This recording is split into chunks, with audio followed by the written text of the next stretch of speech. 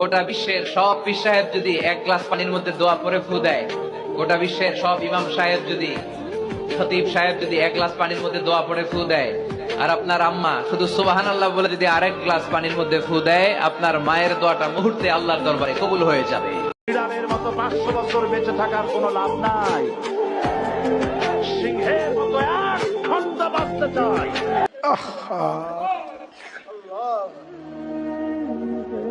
চিনলেন না বাপ, চিনা দরকার ছিল যাকে, চিনলেন না তাকে। মায়ের হৃদয়ে অধিক পরিমাণে মায়া ঢুকিয়ে দিয়েছে একজন, তিনি কে? হ্যালো বন্ধুরা, কেমন আছেন? আশা করি অনেক ভালো আছেন। আজকের এই ভিডিওতে আপনাদের দেখাতে চলেছি হুজুরদের বলা কিছু বক্তব্য, যেগুলো হৃদয়ে গেঁথে যাওয়ার মতো কথা। মুসলমানের প্রধান হাতিয়ার হবে আল্লাহু আকবার। মুসলমানের কণ্ঠে উচ্চারিত এক আল্লাহু আকবারের ধ্বনি হাজারো বেঈমানের কলিজার মধ্যে কম্পন তৈরি করবে। আর হ্যাঁ, যে সকল বন্ধুরা আমাদের এই ইউটিউব চ্যানেলটিতে নতুন, তারা চ্যানেলটি সাবস্ক্রাইব করবেন এবং বন্ধুদের মাঝে ভিডিওটি শেয়ার করবেন। আল্লাহর সাথে সম্পর্ক তৈরি করার যত মাধ্যম আছে, এর মধ্যে বড় মাধ্যম হলো রমজানের রোজার দ্বারা। ধৈর্যের নিয়ামত কখনো মিস যায় না। দুনিয়া যাদেরকে ভাঙতে চায়, আল্লাহ তাদেরকে নতুন ভাবে গড়ে শক্ত করে দেয়। তো কথা না বাড়িয়ে ভিডিওতে একটি লাইক দিয়ে শুরু করা যাক। নামাজ বাদ দিও না বন্ধু, এপারের চেয়ে ওপারের জীবন বেশি সুন্দর। ভিডিওর শুরুতেই মাওলানা মিজানুর রহমান আজারি হুজুরের কলিজা কাঁপানো মোটিভেশনাল কিছু বক্তব্য। আল্লাহ, আমি ছাড়া এই দুনিয়াতে তোমার গোলামের অভাব নাই, কিন্তু তুমি ছাড়া আমার আর কোনো রব না। তুমি ছাড়া আমার কথা শোনার, আমার ডাকে সাড়া দেওয়ার দ্বিতীয় আমার কেউ না। তুমি মাফ করতে পারো, তুমি ক্ষমা করতে পারো, সব গুনাহ আজকে স্বীকার করলাম। নামাজ, বিশ্বনবী ইন্তেকাল করলেন, রূহ বের হয়ে যাচ্ছে, দুই তিনটা শব্দ বললেন, এর মধ্যে একটা ছিল সালাত। সালাত, উম্মতেরা নামাজ, নামাজ, নামাজ ছেড়ে দিও না। আপনি নামাজি হতে পারেন, হাজী সাহেব হতে পারেন, কিন্তু মা যদি বদদোয়া দেয় আপনার সব শেষ। যাদের বাবা নাই তারা জানে বাবা না থাকার কি জ্বালা। এখন ঘরে ঝগড়া করেন, এখন ভালো লাগে না আব্বা আম্মারে, এখন আব্বা এই ভুল ধরে, আম্মা এইটা বলে, এখন অনেক অসহ্য লাগে। যেদিন চলে যাবে ওই দিন বুঝতে পারবেন মাথার উপর থেকে ছাতাটা নাই হয়ে গেছে, বটবৃক্ষটা চলে গিয়েছে। এই কথাগুলো শুধু আপনার হৃদয়কে কাঁপিয়ে দেবে না, বরং আপনার হৃদয়কে জাগ্রত করবে। আল্লাহ ডেকে বলে, গোলাম ও আমার ইমানদার বান্দারা, আমার বিশ্বাসী বান্দারা, জুমার সালাতের জন্য যখন আজান দিয়ে দেয়া হয়, ফাসআউ ইলা যিকরিল্লাহ, আল্লাহর স্মরণের দিকে তোমরা ধাবিত হও। ওয়াযারুল বাই, কেনা বেচা বন্ধ করে দাও। যালিকুম খায়রুল লাকুম ইন কুনতুম তা'লামুন, এটাই তোমাদের জন্য কল্যাণকর যদি তোমরা জানতে। সুবহানাল্লাহ পড়েন। অনেক শুনবেন ক্যান্সারে আক্রান্ত, দুরারোগ্য ব্যাধি, বাংলাদেশের চিকিৎসা শেষ, ইন্ডিয়া গেছে, কয় বাঁচবো 3 মাস। কয় মাস? এরপরে 7 বছর বাইসা ছিল। কেমনে বাঁচলো? কেমনে? দোয়া, দোয়ার পাওয়ার আছে না নাই? যাদের হৃদয়ে বড় জ্বালা, ফ্যামিলিতে সুখ নাই, শান্তি নাই, তারা হৃদয়ে প্রশান্তি আনতে চাইলে এতিমখানায় যাবেন, এতিমের মাথায় হাত তুলিয়ে দিবেন, এতিমের মুখে খাবার তুলে দিবেন, আপনার হৃদয়টা নরম করে দিবে কে? আল্লাহর ঘর মসজিদে যাবেন, নিজ হাতে মসজিদটা একটু পরিষ্কার করে দিবেন, আপনার জীবনটারে উজালা করে দিবে কে? আল্লাহ তার বান্দার উপর তার নেয়ামতের বহিঃপ্রকাশ দেখতে পছন্দ করেন। আপনি যদি ধনী হন, আপনার ধনীর একটা প্রকাশ যেন আপনার দেহে থাকে, এতে কোনো সমস্যা নাই। আপনি 1000 কোটি টাকার মালিক, আপনি সিরাপারা জামা পড়ছেন কেন? কিপটামি করতে বলছি কি আপনাদের? আপনি সুন্দর চমৎকার জামা পড়বেন আর শুকরিয়া করবেন কার? আল্লাহ।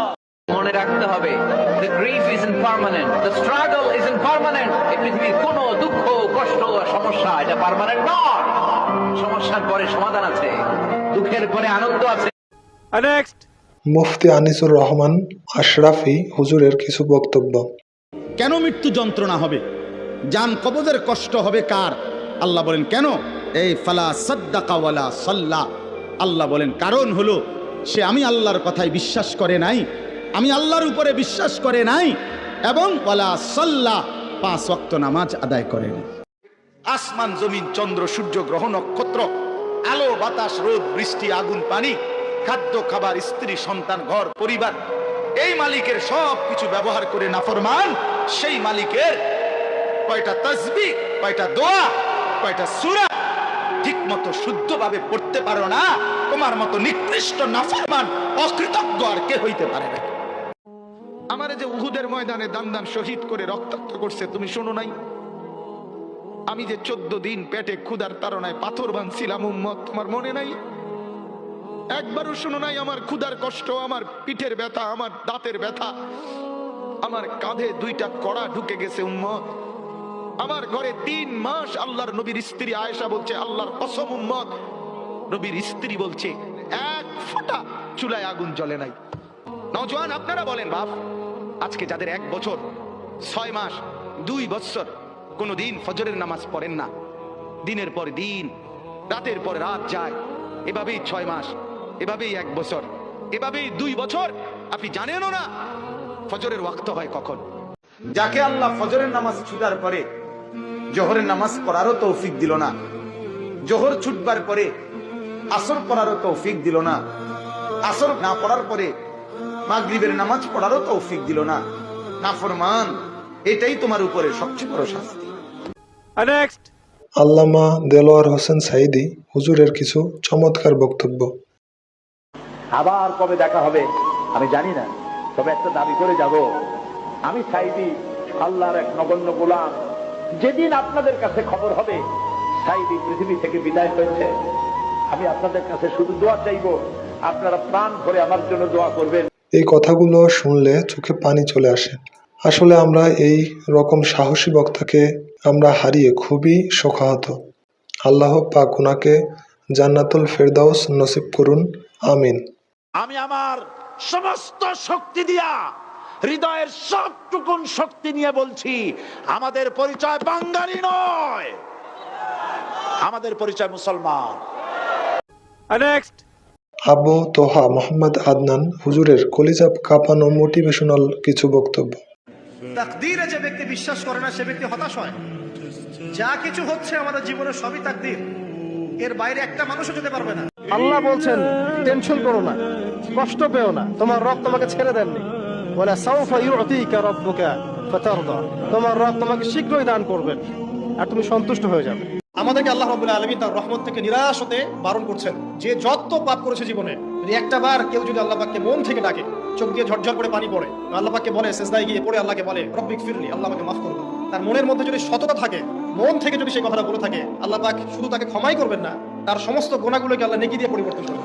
হুজুরের এই বক্তব্যগুলো শুনলে হাজারো মানুষের চিন্তা ধারণা বদলে যায়। আমরা কিছুই করতে পারিনি আল্লাহ, রমজান মাসে আমরা কিছুই করতে পারিনি, আমাদের মতো গুনাহগারকে আল্লাহ তুমি সেই কাতারে শামিল করো।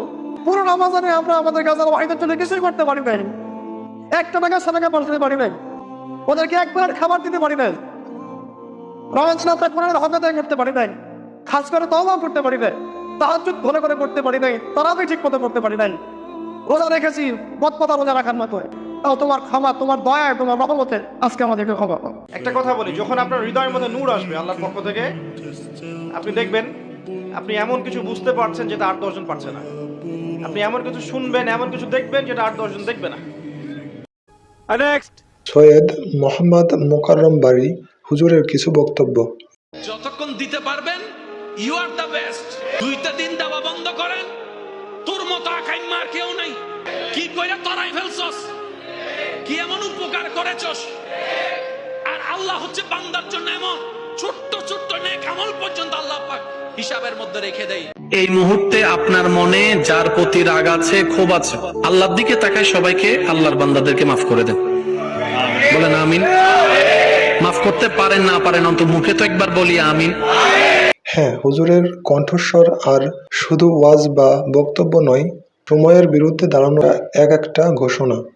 রাস্তায় আপনি দাঁড়িয়ে আছেন, চিনা নাই জানা নাই একজন মানুষ আসছে, ভাই ওই যাবো ওইদিকে, রাস্তাটা কোথায়? আপনি জাস্ট 2টা সেকেন্ড ভাই রাস্তার এদিকে, 2টা সেকেন্ড, এটাই ইসলামের সৌন্দর্য। আপনি পেয়ে গেলেন সদকায়ে জারিয়ার সওয়াব। আবরাহুল হক আসিফ হুজুরের কিছু বক্তব্য। যুবক, তুই যে মেয়েকে ভালোবাসিস বাবু, মেয়েরা যেমন ভালো তেমন ডেঞ্জারাসও বটে। যেই মেয়ে তোমাকে বলে তোমাকে ছাড়া কাউকে বিয়ে করতে পারবে না, কালকে যদি একটা ইস্টাবলিশের সন্ধান পেয়ে যায়, কিছু কিছু মেয়ে এত বেঈমান হয়ে গিয়েছে টাকলাকে বিয়ে করে যুবককে বিয়ে করতে চায় না। দুনিয়ার মানুষ বড় বেঈমান, দুনিয়ার মানুষ বড় স্বার্থপর। যাকে যত বিশ্বাস করে কষ্টের কথা বলবা, সে তোমার সঙ্গে বিশ্বাসঘাতকতা করে তোমার হৃদয়কে ভেঙে চুরে চূর্ণ বিচূর্ণ করে দেবে। আসিফ হুজুর বর্তমান জেনারেশনের ছেলেমেয়েদের লাইফের সাথে মিল রেখে বেশিরভাগ বক্তব্যগুলো দিয়ে থাকেন। যে কোনো পুরুষ তার সবকিছু স্যাক্রিফাইস করতে প্রস্তুত, কিন্তু সে যাকে ভালোবাসে, তার যে স্ত্রী, তাকে কেউ ভালোবাসবে, তাকে কেউ প্রেম করবে বা তার গায়ে কেউ টাচ করবে, এটা কেউ সহ্য করতে পারে না। এক্ষেত্রে সবাই সেম। নিজের অর্থনৈতিক অবস্থা নিয়ে কখনো আফসোস করবেন না। হতে পারে আপনার কাছে মাত্র 10টা টাকা আছে, হতে পারে আপনার কাছে মাত্র 10টা হাজার টাকা আছে, এটা নিয়ে কখনো আফসোস করবেন না। যতটুকু আছে, যা আছে, সবসময় এটা নিয়ে পড়বেন আলহামদুলিল্লাহ।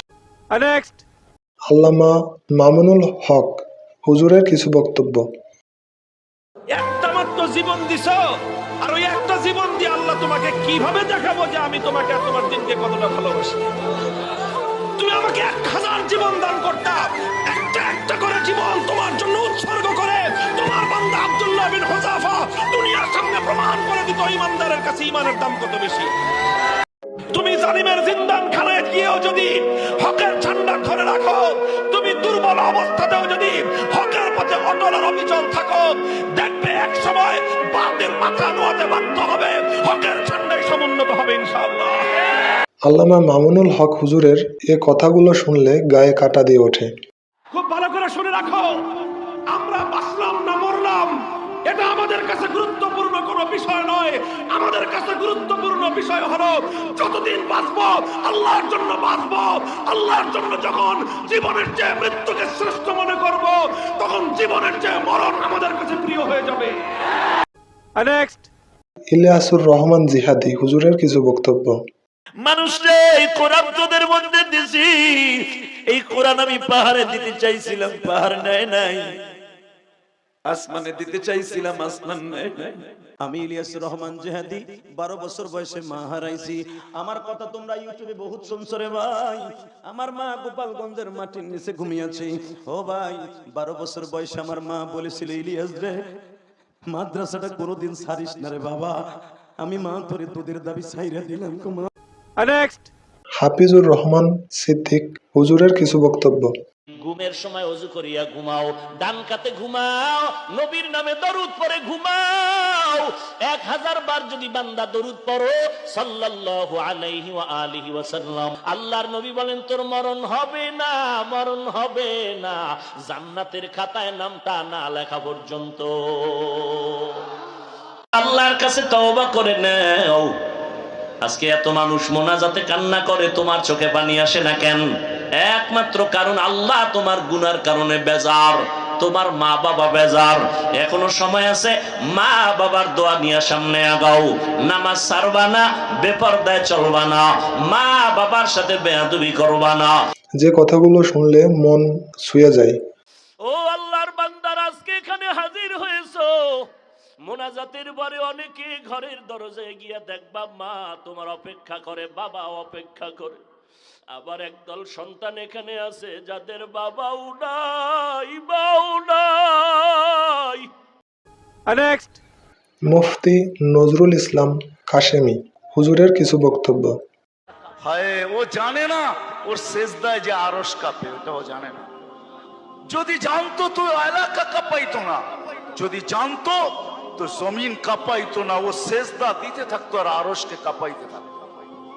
মানুষ প্রশ্ন করতে পারে, আপনাকে মানবো তো মানবো কি করে, পাবো তো পাবো কি করে। তো আল্লাহ আসান করছেন যে আমার নবীর আদর্শের ভিতরে আমি লুকায়িত আছি।